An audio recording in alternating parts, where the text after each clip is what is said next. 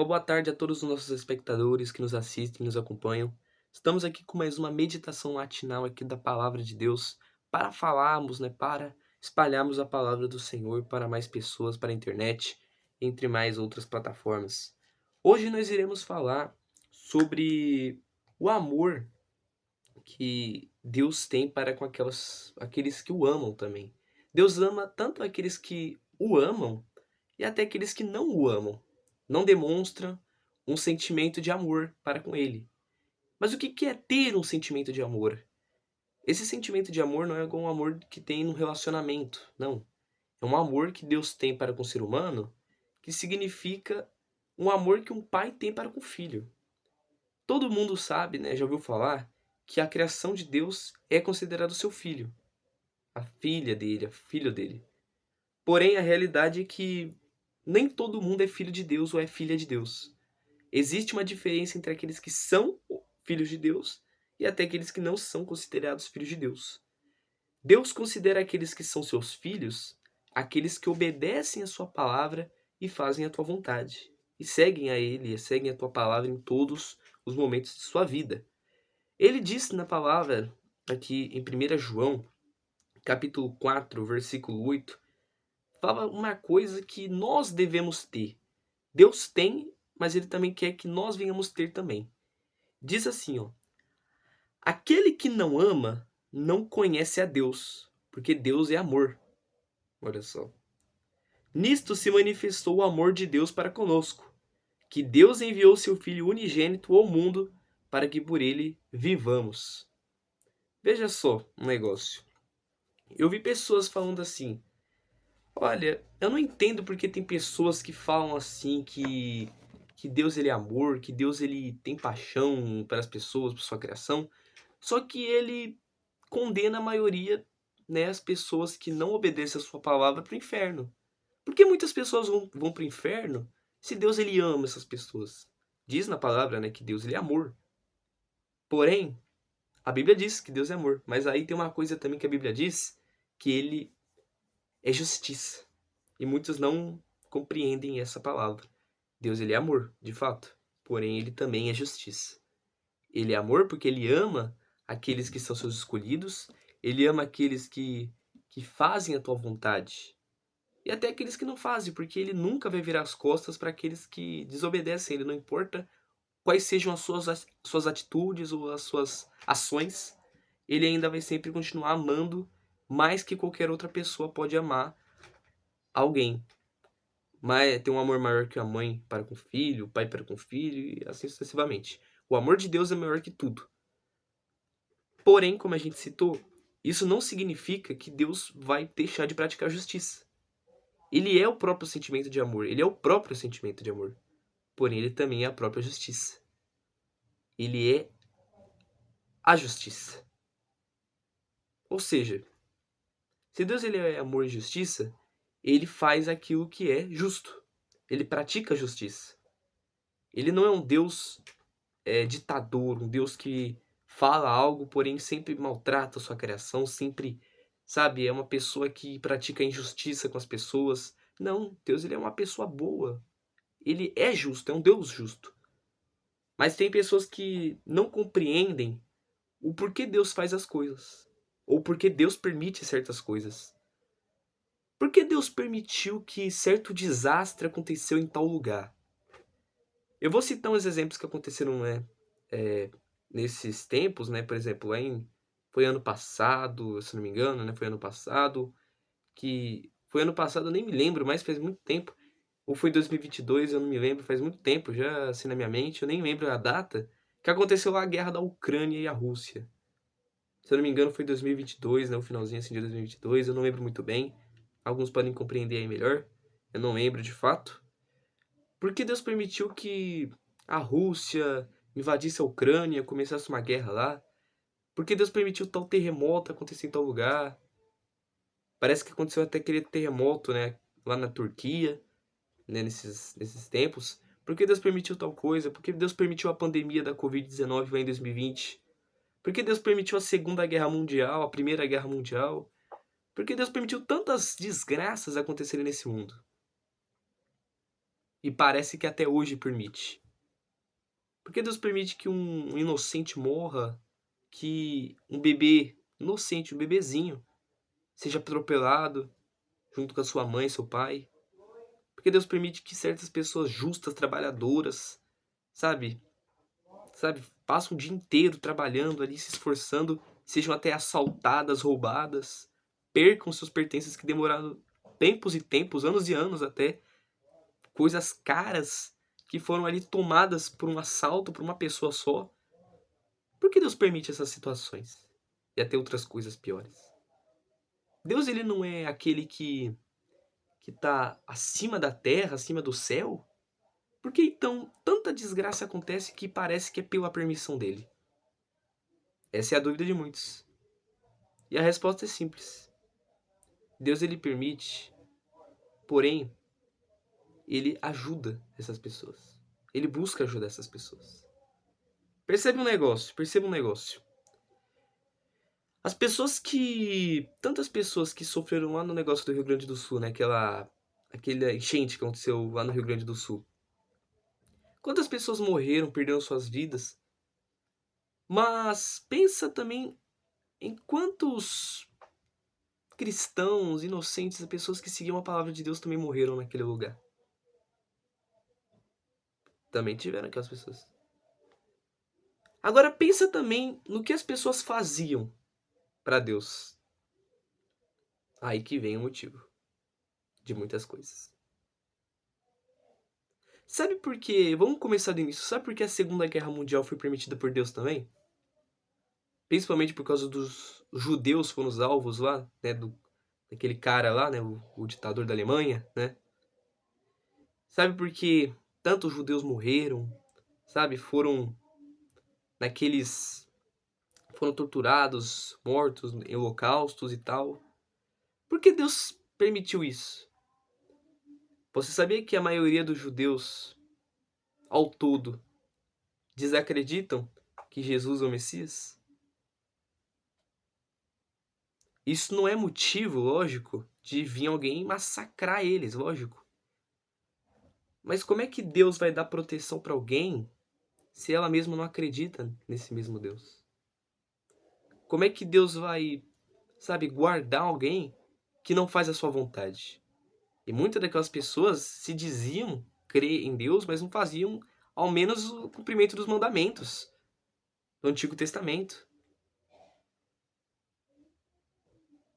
As enchentes do Rio Grande do Sul, teve um vídeo que foi postado muitos dias atrás, muito tempo atrás, antes das enchentes acontecer, que uma mulher, se eu não me engano, da Umbanda, assim, no espírita, eu não entendo muito bem disso aí, mas, com todo respeito à religião alheia, mas ela foi lá, teve um cemitério que ela foi pra lá, um lugar lá, e ela disse que o dono daquele lugar era de uma entidade, tanto daquele lugar como do próprio estado.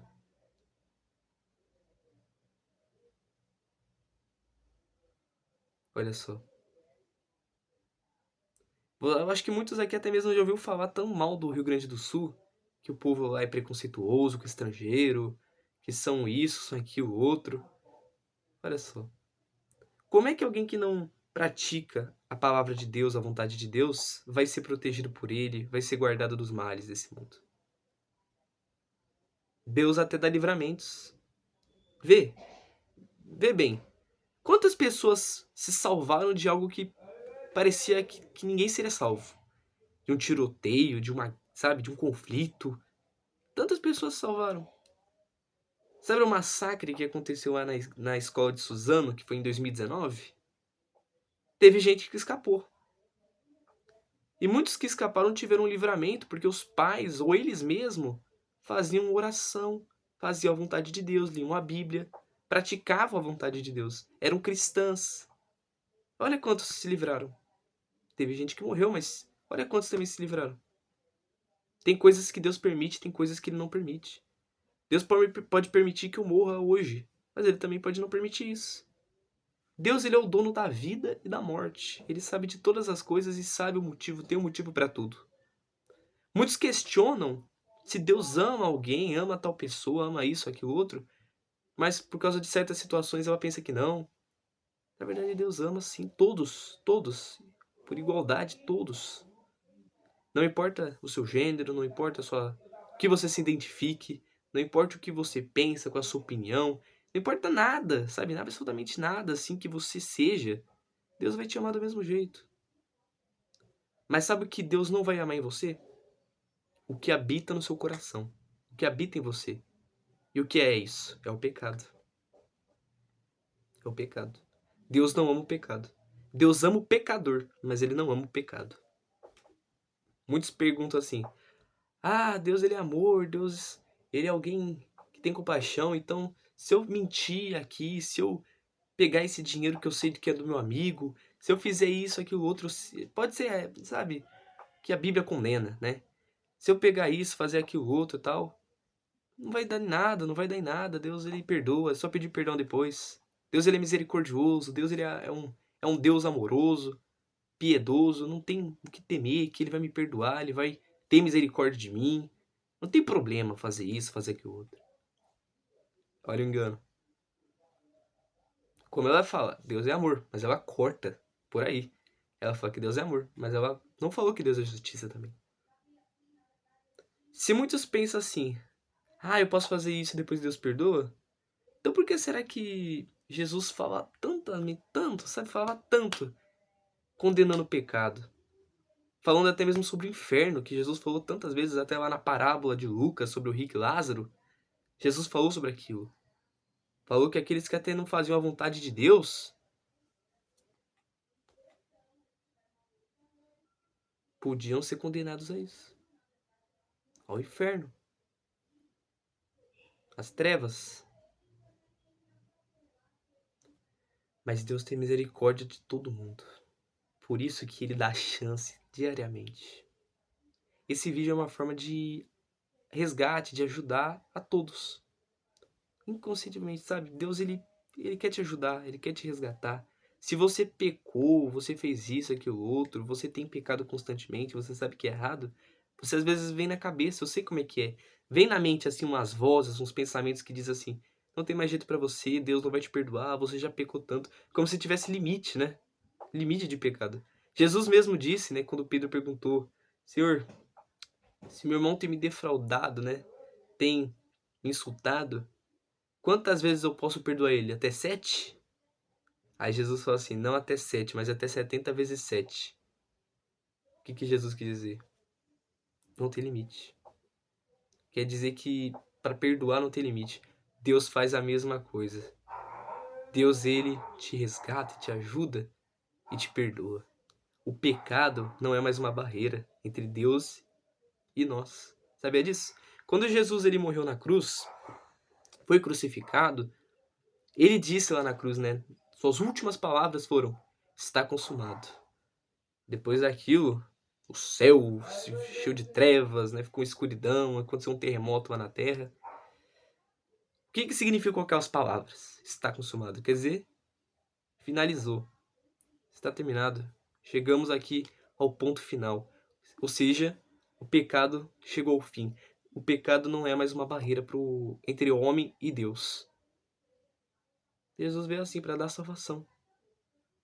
Esse foi o objetivo que Jesus teve quando ele veio para a Terra. Muitos não entendem isso. Os judeus, pelas profecias, até hoje eles pensam assim, eles pensam que Jesus não é o Messias, porque eles distorcem toda a palavra. Ele fala assim, ele vai vir para impor contra povos, contra os inimigos, ele vai vir para destruir os inimigos, ele vai vir para instalar paz, para instalar união. Mas Jesus veio totalmente ao contrário disso. Jesus veio. Eles falavam que que o Messias ia vir como uma família rica, seria uma pessoa rica. Jesus nasceu literalmente de um homem que era carpinteiro. E de uma mulher que era virgem ainda. Que foi concebido. Jesus foi concebido pelo próprio Espírito Santo. Porque ela não podia dar um filho. Ou seja, quer dizer, dar um filho não. Ela não tinha tido uma relação. Perdão aí, o erro. Ela não tinha tido uma relação para com isso. E é por isso que o Espírito Santo foi quem gerou ele. Muitos pensam assim, eles pensavam assim. Até hoje pensam. Por isso que muitos vão ser enganados pela vinda do anticristo. O anticristo vai vir, vai instalar união, vai instalar paz, vai instalar isso, aquilo, outro, vai, sabe, vai deixar todo mundo naquela expectativa. Aí eles vão ficar vendo lá as profecias e falar assim, caramba, esse mesmo é o Messias. É o Messias que era prometido pelos profetas, era o Messias prometido por Deus. É ele, é o Filho de Deus. Sendo que na verdade é enganação. Jesus veio exatamente assim, com glória. Fisicamente ele não parecia, mas ele veio com toda essa glória que as profecias falavam. Depois que ele morreu, foi crucificado, ressuscitou, se ascendeu ao céu, ele é a própria glória. O problema dos judeus é que eles viam Jesus como alguém rico. Eles viam pelo material, eles não viam pelo espiritual. O que Jesus iria trazer? Eles achavam que o Messias ia vir para o quê? Para instalar paz, para destruir os inimigos, destruir as nações adversárias. Era isso que eles viam no Messias. E nunca entenderam realmente o verdadeiro significado do porquê o Messias viria. Por isso que eles não compreenderam Jesus como Messias, sendo que ele é o Messias.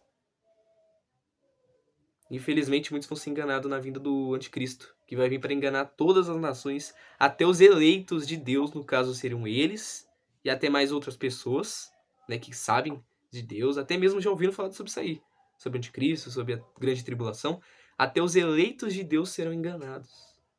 Olha só, até os escolhidos serão enganados. De tão, sabe, tão grande vai ser a expectativa, tão milagroso vai parecer, sabe? É por isso. Então, Jesus, ele veio para trazer o amor e a justiça, principalmente, a salvação. Deus, ele tem amor para salvar aqueles que estão perdidos.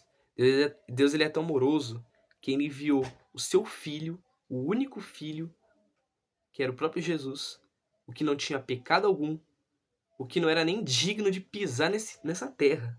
De tão pecaminosa que esse mundo é, Jesus não era nem digno de ter vindo para cá. Mas ele foi enviado com um objetivo: salvar a gente. Nos ensinar e nos salvar. Morreu da morte mais dolorosa que já existiu. Porque eu acho que assim, ser enforcado, ser decapitado, ser queimado vivo, não era pior do que ser crucificado.